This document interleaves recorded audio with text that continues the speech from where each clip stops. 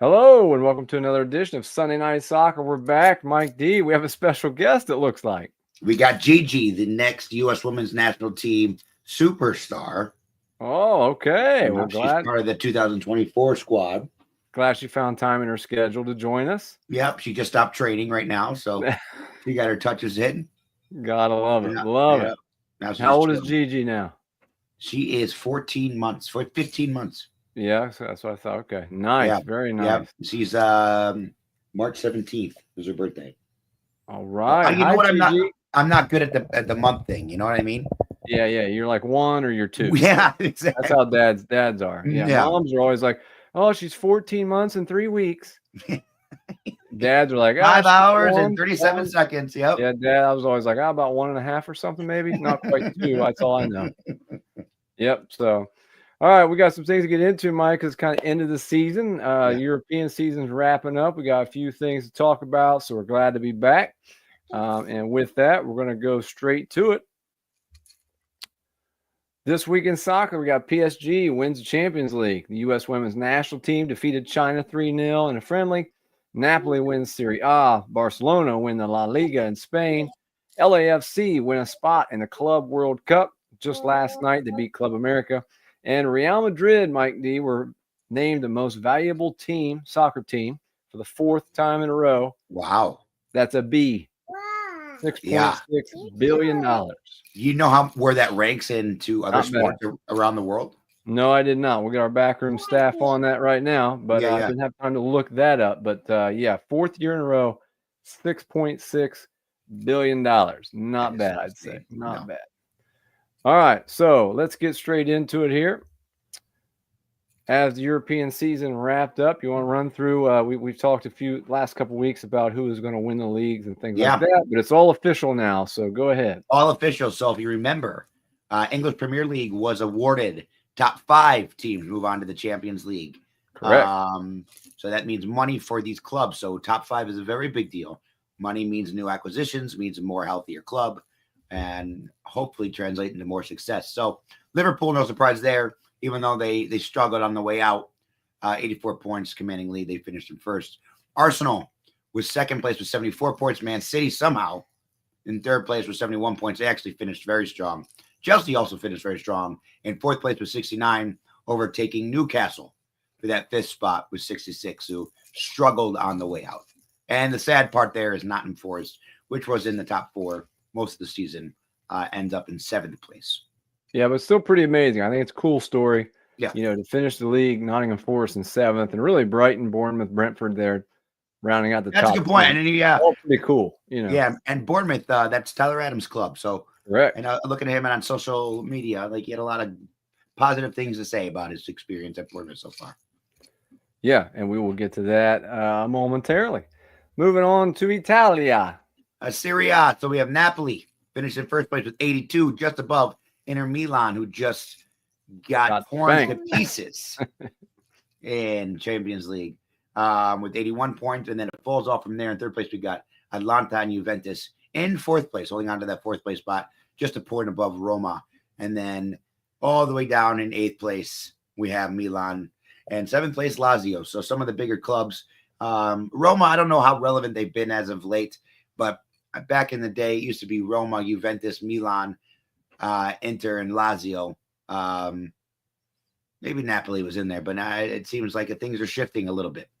Yeah, rough year for our AC Milan there. Rough year, so. And I did watch Atlanta play. That press that they have is quite spectacular. Yeah, quite spectacular.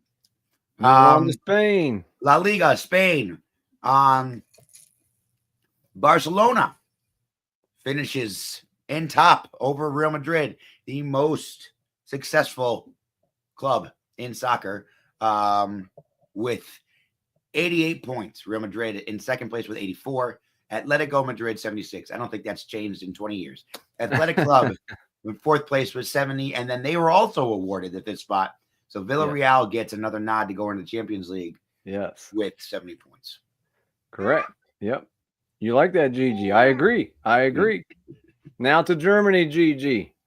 Bundesliga. Bayern Munich surprised. Oh man, Only joking. They've won it probably quite literally 12 years in a row. Bayern Munich, 82 points, and the second place team at 69 points, and that's Leverkusen. And Eintracht Frankfurt, thanks to Jay, I'm better at pronouncing that. There you go. We promised to improve on our Spanish, and look, it's actually helping your German. Yeah, it's helping our German. And then Dortmund climbed the ladder to come back to fourth place. In there. Look at that. 5 straight wins. Yeah, look at that. I mean, that is a story in its own, and maybe something we dive into later, because I'd like to actually hear what happened at the end of their season. And Dortmund's one of my favorite clubs because of the progression and development they have. They seem to produce a lot of talent. Yeah. Yep. You agree, Gigi? I do too. I agree. So did Holland start there?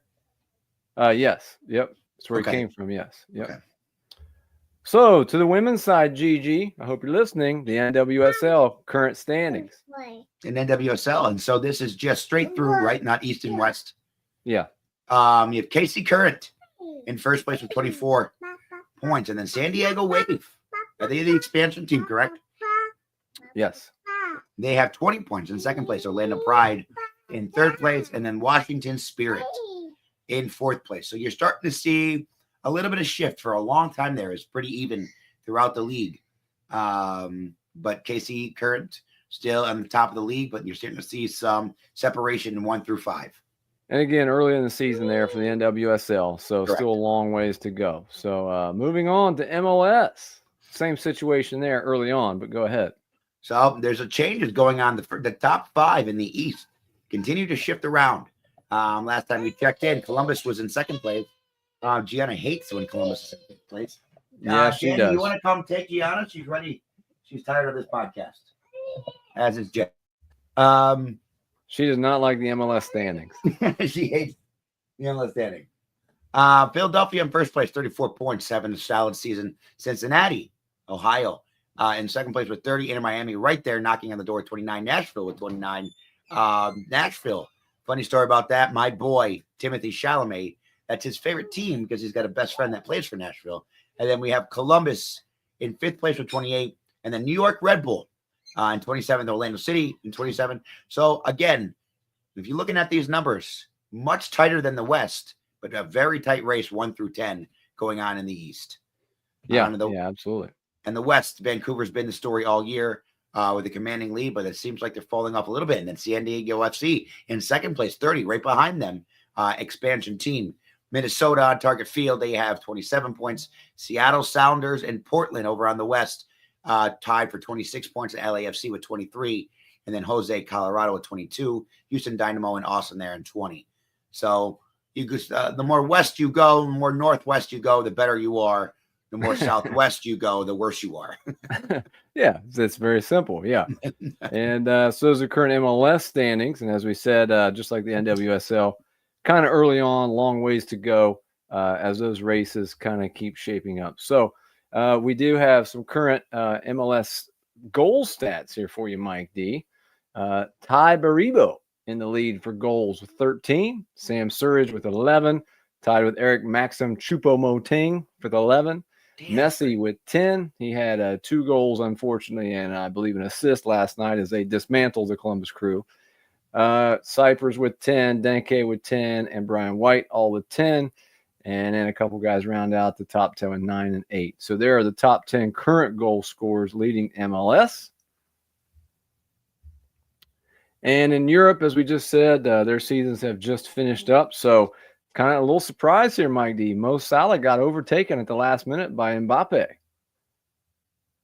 Holy crap. So Mbappe ends the season with 31 goals, Salah with 29, Lewandowski 27, Harry Kane 26, Redigue with 25, Isak with 23. He had a great season. Haaland slowed down there towards the end with 22. Marmoush came on strong with 22 as well. Dembele wins the Champions League and had 21 goals. Not a bad season. And then Girassi with 21 for Borussia Dortmund. So Mbappe ends up with the league lead in Europe. To assists, Olise tied Salah with 18 assists. Lamine Yamal with 15, the youngster for Barcelona. Wirtz for Bayer Leverkusen with 13. Marmouche again with 12. Oh, Marmouche had a season. Yeah, absolutely. Amora with Wolfsburg with 12, Murphy with 12, and then Bukayo Saka, Rafinha, and Barcolo from PSG all round out the top 10 with 11 assists. And finally, the goalkeepers. Merritt ends up with Napoli with 17 clean sheets. Svilar from Roma, with 16. Oblak with 15. De Gregorio with 14 for Juve. Relaxi with 14. Manuel Neuer, Summer, Rea, and Carnesecchi. Not Lou Carnesecca. I know that's what you were thinking, from New York. Round out with 13. So final stats from the European season. So some great stats there, and very surprising that Salah kind of got overtaken there, but he had a great season, I think, nonetheless. I would still hope that he's the Ballon d'Or. Yeah, I think he had a great season. All around, I think he deserves it. So I hope that doesn't change. As we transition into summer, Mike D, the men's national team get ready for the Gold Cup. There's always summer competitions, whether it's the World Cup, the European Championships, things like that. This summer it's the Club World Cup. Pulisic getting some heat for not being in the men's national team squad for the Gold Cup. We haven't had a chance to talk about that. You and I, that is. But he's resting, so he's not going to be with the men's national team. You have any thoughts on that? I do. I think it's bullshit. Listen, you're a year away from the World Cup. You have such a limited space to be able to create some cohesion with a new coach. And a new coach. I'm glad you said that. Yes. Yeah. So it shows to me he's not a captain. He's not a leader. He's no Jalen Brunson. I knew you'd slide that in there. There you go. To do that. But yeah, I'm the more and more I'm looking at this team, and listen, from the inside stories that I've heard, the people that I've talked to that know the locker room, it's since 18, 20, when we started having more American players abroad making a name for themselves.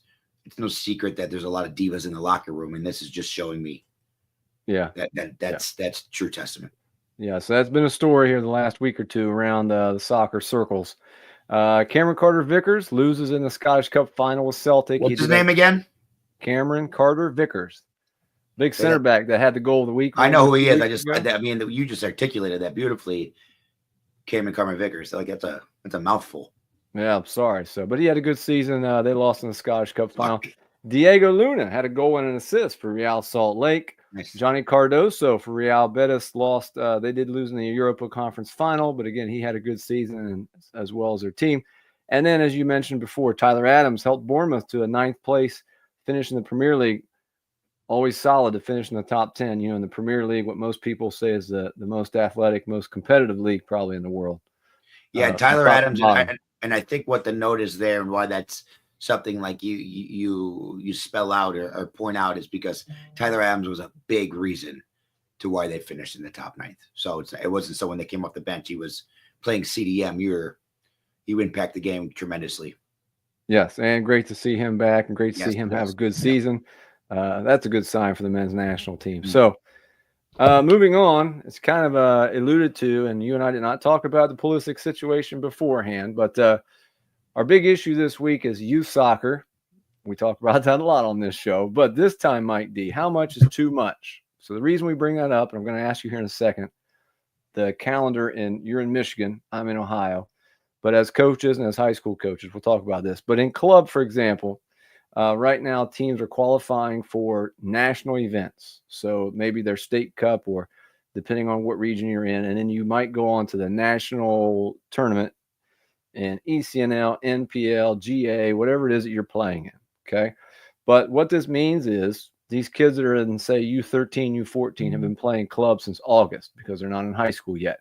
So they've been playing club since August. Maybe they take the winter off. Maybe they play indoor. Maybe they have training once a week, whatever, all the way through about May up until right now.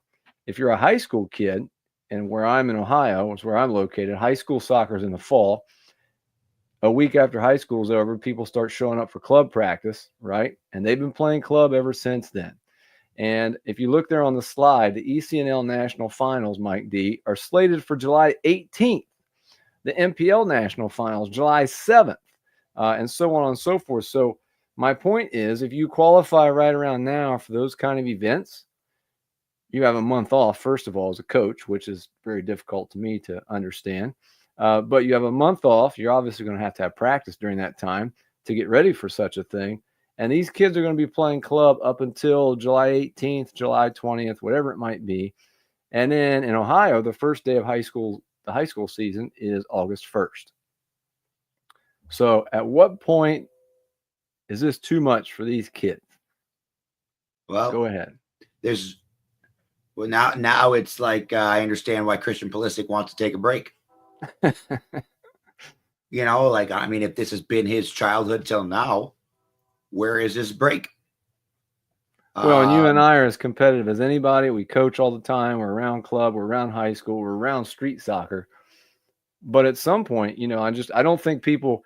The reason that we thought this was a good topic to bring up and talk about tonight is I don't think people really understand until they see this kind of a calendar. Yeah, it's insanity. Now, I remember playing, and it was around my freshman year in 8th grade that soccer became a sport to where I got 2 breaks for 2 weeks. The rest of the time I was practicing 3-4 times a week. And I remember the burnout. Was that Christmas in the summer? It was fall. Okay, the end of the fall? End of the fall. And then Christmas. No, I would have tournaments during Christmas break and stuff. Okay. Where we were still doing things. It was a little different. I might have probably had another. That's valid. So probably another week off or so there. So maybe 2 weeks off potentially. But the burnout was real. And I even remember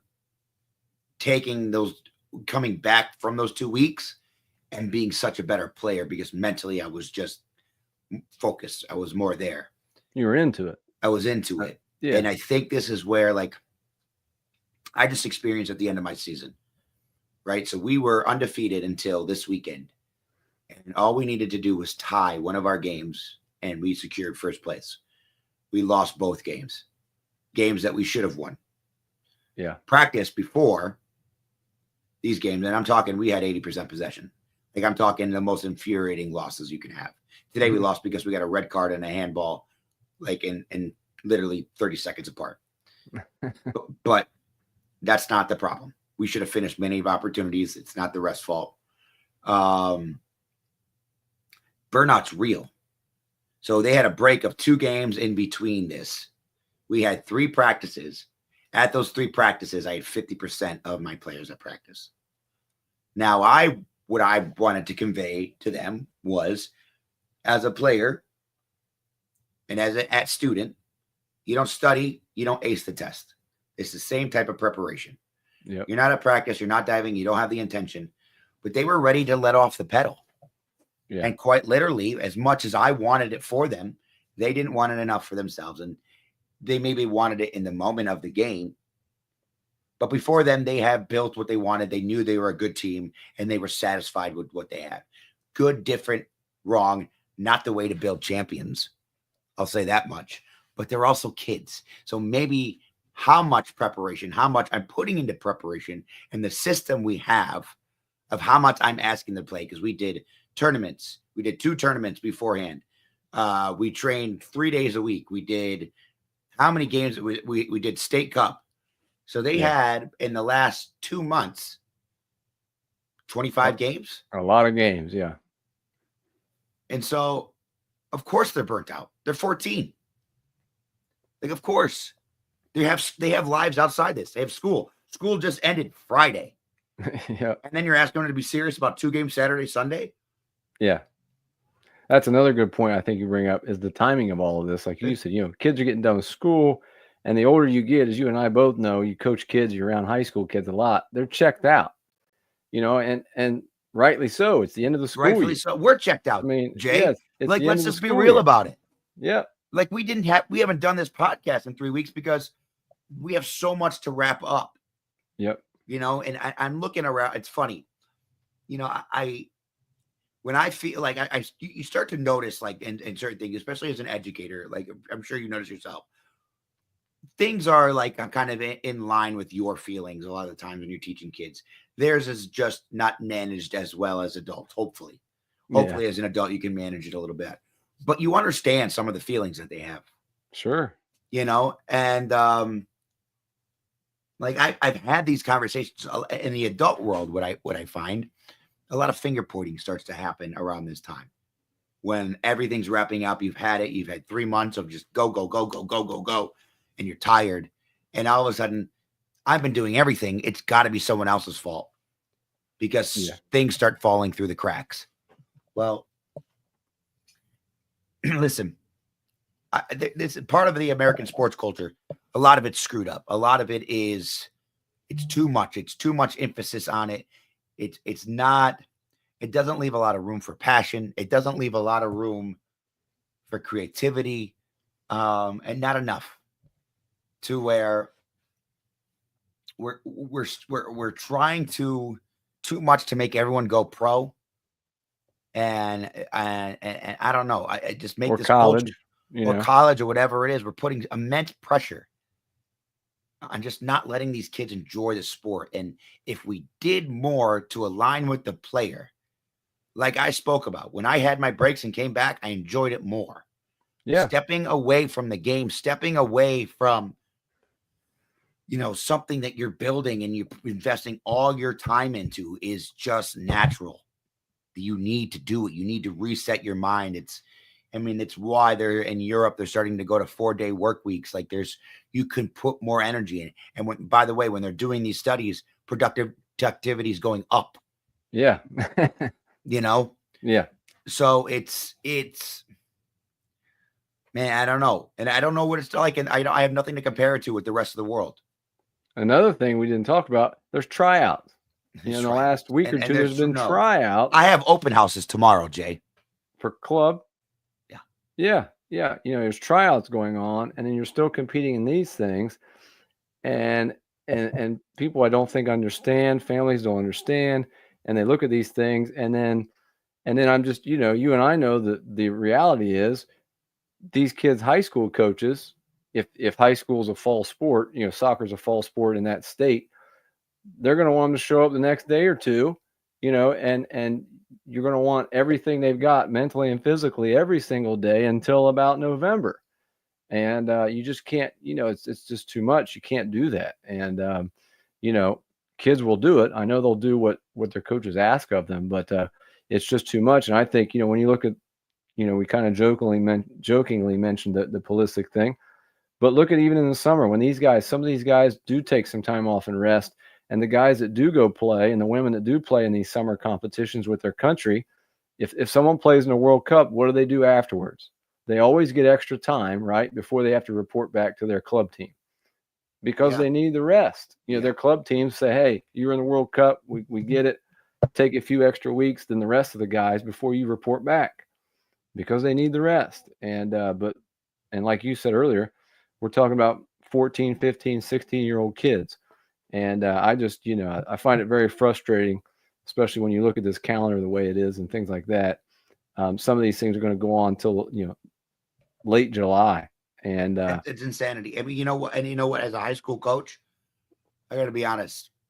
It's got to kind of make me rethink some things because I'm talking out of both sides of my mouth.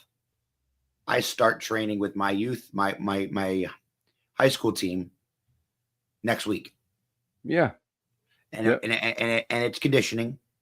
Yep. And it's just getting them together more or less. I shouldn't training, but it's it's around the focus of summer workouts, things like that, and all that.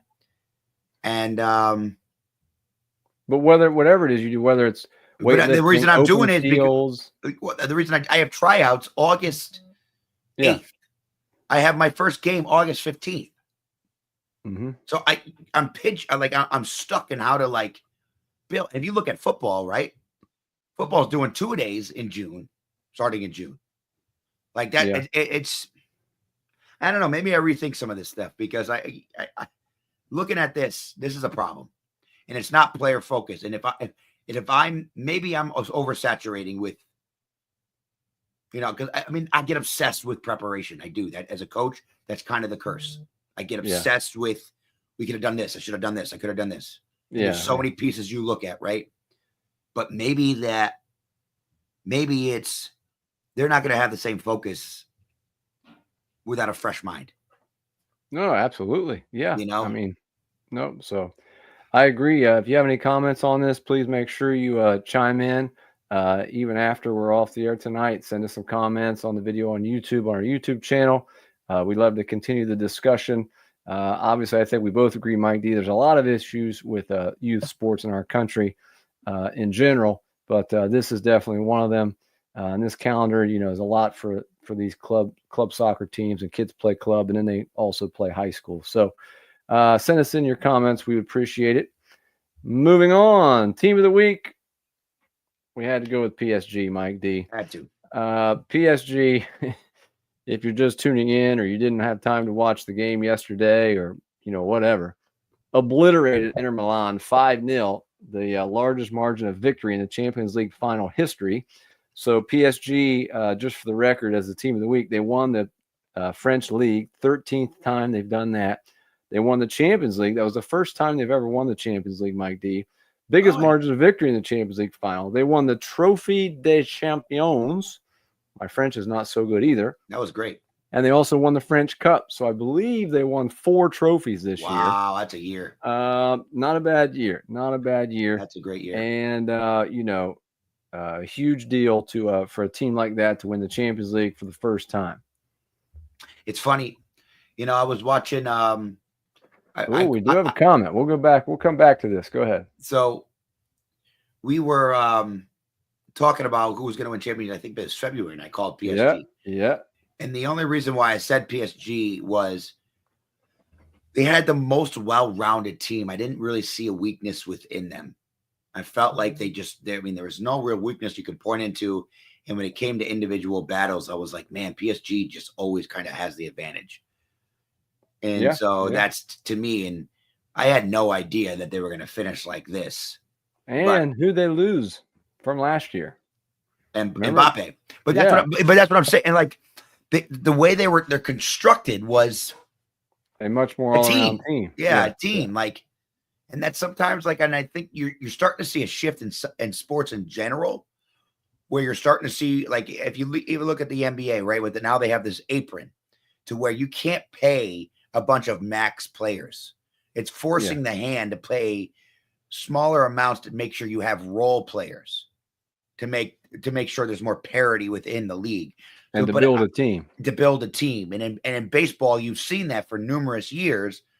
I mean, as a Yankee fan, like, I hate when we retool. Like, I like it when we grow organically. Like, no, not right now. We're fine right now. Relax. No, I mean, right now, tonight, like, Yankees are playing the Dodgers on TV, you know? Yeah. They're playing tonight. Very good, Jay. So it's just, I think you're starting to see a shift. And I'm not really sure. Like, and I know I feel this, and I wonder if you feel it. I mean, maybe it's a generational thing to where we've kind of seen this, like, the best teams that we've seen, especially in soccer, were well-rounded. Like Barcelona to me, 2010, the Chelsea team in 2000s as well. Like even going to basketball, the Golden State Warriors, an all-around team. Yeah. You know, Boston Celtics last year and OKC this year. It's just becoming. It's how you do things. It's roles, defining roles. And somehow I feel like business interjected too much into it to where the amount of money you were spending on a player told you how good your team was. And I think what you and I like is that as coaches, we probably think differently than some people. Yes. And what you're talking about with no salary cap kind of ideas is you can't manufacture that. You can't. You can see, you can put together a dream team or whatever. And if those guys don't get along and they don't have the chemistry, say basketball, no one wants to take a charge, no one wants to rebound, they're not going to win, right. And you can't, as a coach, we both understand that you can't manufacture that, role player, team chemistry kind of thing. And I think that's probably why you and I enjoy that more or enjoy 100%. seeing that more. Yes. Yeah. And I would imagine at the professional level, Jay, I mean, I'll talk about the youth level. Like the margin of difference between good and great players, yes, can be very drastic. But I would imagine at that professional level that dollar amount doesn't equate to the actual difference in talent. Yeah. Right. That more has to do with marketability and what that's going to produce for the business, the club. Let's say on an NBA team, the difference from the 4th player on the roster to the 12th is probably not that much. Right, exactly. And I think soccer, these role players are going to be in the right system, but you're talking differences by just how they grew up, maybe playing the game, agility, or strength, chemistry, yes, and the ability to be able to, yes. The chemistry they develop, to get on it. I mean, because I just had this conversation with my boys today. Like the one thing you got to remember, like it's an 11v11 game, and it's not one of you, and it's all of you out there. You have to do this together. And a lot of the times in the attack today, it was we looked for 1v1, but our 1v1s for 1v3s because our movement off the ball just got complacent because we have such athletes up top.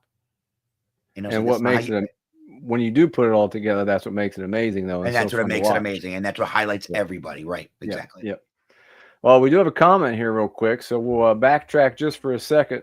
Going back to the youth soccer schedule. We got one of our Erics chiming in again. Glad to have you out there, Eric. We appreciate it.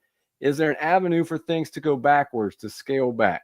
Eric, I would love for you to get on this podcast.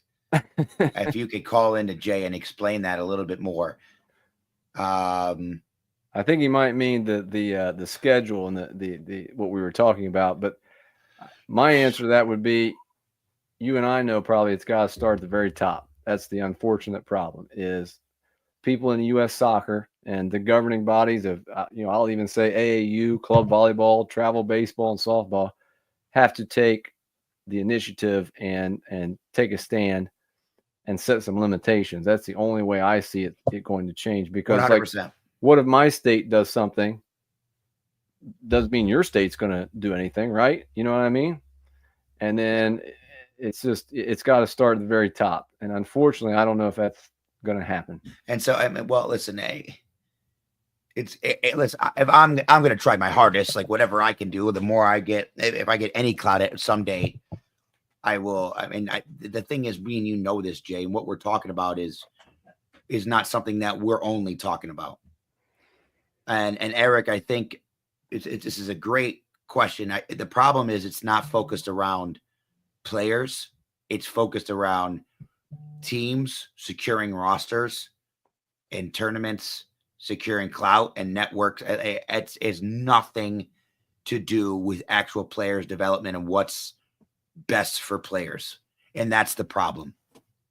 And that is truly the problem. Like, I'm not going to lie to you and say that losing my last 2 games of the season made me think, do I have to resell my parents? Yeah. And it's like, but you shouldn't be thinking that way. I shouldn't be thinking that way. That's not what this is about. No. You should be depressed a little bit, frustrated you lost, and saying, hey, fellas, let's get back to work sometime soon, whatever. You know what I mean? Right. And these boys killed it. They were undefeated. They played 25 games and won, and 20 of them tied a bunch. Like it's crazy that I even had that thought. Like it's just, and they're 14. Yeah. Yeah. They're 14. Absolutely. I was playing Pokemon. No, I agree. I think we both agree there definitely has to be something done, and sooner the better. But well, I'm sure there'll be something we continue to talk about. So moving on real quick, our Spanish words of the week, Mike D. Champions League, Liga de Campeones. Liga de Campeones. Liga de Campeones, yeah. PSG win the Champions League, Liga de Campeones. So with that, time for our favorite part of the show, Errores, the part where we bring that dude backstage on the stage, and somehow we allow him to actually talk to people and tell us everything we made a mistake about. There he is, that dude backstage. Ladies and gentlemen, you're welcome. You're welcome. Michael, I got a surprise for you if you notice this. My new living room decor. Thank you for that picture, Michael. I appreciate you sending that over to me. Is that what I did? No. Real quick, just to touch, you guys were talking about going backwards. Jay, you said it's got to come from the top. I disagree. I think it's got to come from the parents. The parents got to start saying, nope, we're not doing that. I'm not paying for that. As soon as that money disappears, guess what? They don't want that anymore. Okay, all right. I mean, listen, what Jay's saying is once parents start talking, the change has to come from. Oh, right. Yeah. The federation. But it's not going to happen until parents stop doing it. But right now, all I see is I got a 3-year-old in T-ball, and I'm watching parents warming up their kids at a fence for T-ball. Like, dude, the guy doesn't even know how to wear his hat correctly. Let's not think he's going to start becoming the next Aaron Judge. Okay, easy enough. So let's stop putting our kids in 37 different travel sports and paying for every single tournament just because there's a scout. So valid. Love it. So all right. Nice haircut, by the way. Oh, hey, you know who did this? My man Miguel Cruz. Miguel Cruz, check him out in Grand Rapids. Come to BSL. He'll do it for you on the house. There you go. Did we pitch a perfect game? What's that? Did we pitch a perfect game tonight? No mistakes? Oh, no, I got mistakes. Oh, okay, good. Relax, Jay. Actually, you did pretty good. You did pretty good. You did actually, you know what? Perfect game. I'll give you guys the perfect game. Let's not go with mistakes. Let's go this way. Question for you guys. You're talking about players, building a team. In this world, is there too much emphasis right now on players? Because, Jay, you said the difference between 4th and a 12th player might not be that big in talent. But we see teams drop coaches and developmental staffs every year. 2 years, done. Are we not allowing coaches and developmental staff to actually put in a system that they need to do? It used to be when I was younger, you don't fire a coach till 4 or 5 years in because that was how long it took to put the program in. Now you're not bringing them a success in 2 years. You're out of the house. Well, is that an issue? I agree. Yeah, absolutely. But I think what drives that is in college and pros, at least in our country, is the transfer portal and all that stuff. That's why that's sped that process up. And then like in the NBA, for example, it's a lot easier to fire your boy with the Knicks than it is to fire the whole team. You know what I mean? I'm not saying it's right. I totally agree with you, but it's easier to fire one coach than it is to get rid of 10 players. Jay, I don't know why we would fire Thibodeau. The guy's been amazing for us. Yeah, but to Jay's point, that's the narrative. Right. So, but what I'm saying is it's let's take it to another New York team, the Giants. We're all down on Brian Daboll. He's terrible. He's terrible. But the Giants did something that most NFL teams do. They didn't fire him yet. They gave him another year. So this will be his 4th year. So now his system's fully in place. He's got his players. If the Giants now take a step, and let's say, and a step for the Giants would be 7 wins. Let's be real. It's not but a step in the right direction. Like just a nice little step. Do you start going, wait, maybe the system is right. Maybe now that he's got his players in, he is who we want. Yeah, but I don't think people are patient enough for that. People don't understand. Just because you're a great player in one team doesn't mean you're going to be a great player on another team or another system. All got to fit. But we never let the coaches or the developmental staff sit there and build these players. How many times do you see a player leave with one team and become a superstar or become Juan Soto for the Mets? Yeah. That was all a long play to just take a dig at Juan Soto, just so you know. I'm sure. No, but that's a fair You've question. had all day to work on that. With a fair question, and the youth level it's maybe a little bit different, but I also feel like that's what kind of molds into the expectations at a higher level, and where you've seen some of this shift of a lack of loyalty, like Jay was talking about the transfer portal. Like, there is no time to wait. Everything is now. No.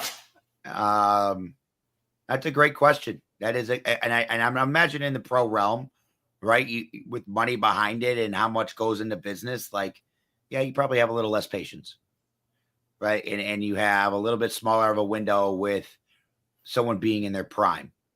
And so I can't really speak for that as much. But as a coach, what I do know, the longer I've had with a unit, with a team, the better they are. That's very true. There's something to it. Yep. Should we be alarmed that Brian White is the only American in the top 10 for goal scorers for the MLS? Yes. Somewhat. Okay. Listen, that was deep. I spoke to an MLS player the other day, and the American players in the MLS are very much aware that they're back page news. Say it that way. I will say that they have the hardest space, and I think in the soccer landscape across the world, to make a name for themselves. I like it. A little inside information, but I could see that definitely. But the problem is when you're that good, like a Pulisic, what it does for the club's revenue is crazy. Mm-hmm. Now, you asked about club and valuable. Real Madrid is 12th, tied for 12th as the most valuable sports team in the world. All right. Can you name me the top 5? I bet you're going to tell us the other 11. I can try. Let's go top 5. See if you can get the top 5, guys. Yankees. Yankees are number 4. Whoa. Okay. Dallas Cowboys. Dallas Cowboys are number 1. All right, we're doing good. We're 2 for 2 right now. Lakers. The Lakers are number 8. Sorry. Dodgers.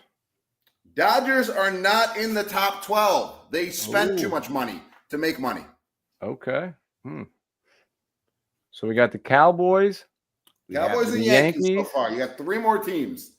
Manchester United. 2 of them, actually all 3 of them were surprises to me. Manchester United? No soccer teams. Oh, those soccer teams.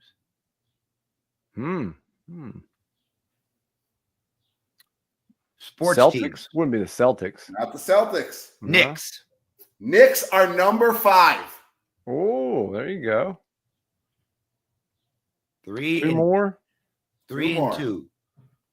Let's get one more guess each, and then I'll just tell you, because otherwise this is going to be really boring.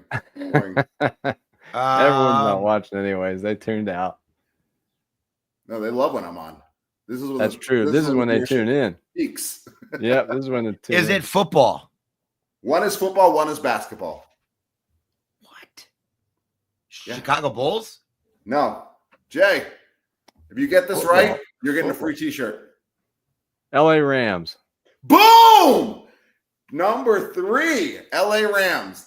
Coming in at number 2 is the Golden State Warriors. Shut up. Really? Really? Yep.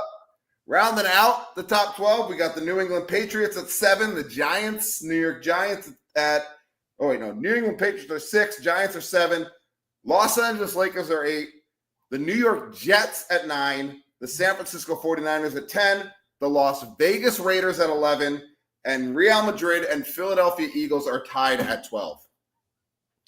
I would have never in a million years guessed the Raiders or the Jets in the top 12. No, I was very surprised by that. I was very surprised to see the Knicks, even though I love them, at the number 5 spot. Wow. So, very interesting. Very interesting. Yeah. All right. Rams, that was a good call. I didn't think that either. That was another one that shocked me. I love it. All right. Well, until next time, thank you guys. I don't even know a Rams fan. They got a nice stadium, though. It's really expensive. They're in LA. So and they're in LA. You got actors just going, yep, we like money. Yeah. All right. Until next time, we'll see you here on Sunday Night Soccer.